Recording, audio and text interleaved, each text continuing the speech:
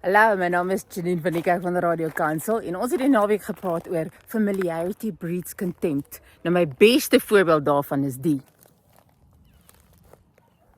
My hardloopskoene. Onthou jy daar in die begin toe ek my hardloopskoene vir jou gewys het? Toe was hulle blind spinking nuut gewees en ek was so trots daarop. Man, ek het hulle al ewig gewas en ek het daar gehardloop op die skoon dele van die pad.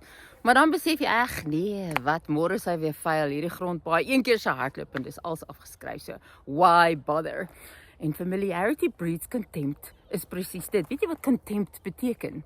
Dit beteken minagting, om iets minder te ag is in die verlede. Want dis wat gebeur, jy leer iemand ken en as jy hulle leer ken, dan sien jy die goeie goed en jy's beïndruk deur hulle en jy's lief vir hulle en al daai dinge.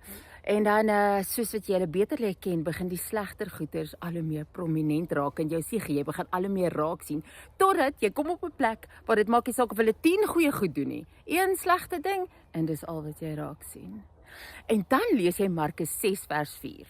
Daar staan 'n profeet is nie ongeëerd nie, behalwe in sy eie vaderland, onder sy familie en in sy eie huis. En dit was Jesus wat dit gesê het. So, dit gaan oor die kerk, ons Christene wat mekaar familiarity breeds contempt, wat saam met mekaar Vrydag is en Sondag is. Dis biduur, dis dienste, ons dien saam, ons doen projekte saam en hier en daar gebeur al hierdie goeders wat so inkruip, né?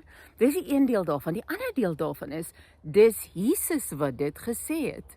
So, is daar dalk 'n moontlikheid dat ons familier raak met Jesus, met die God van die heelal. En dan dink jy daai 24 ouderlinge wat nie kan regop staan in sy teenwoordigheid nie.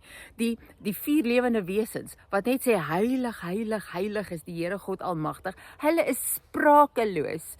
En ons raak hom gewoond.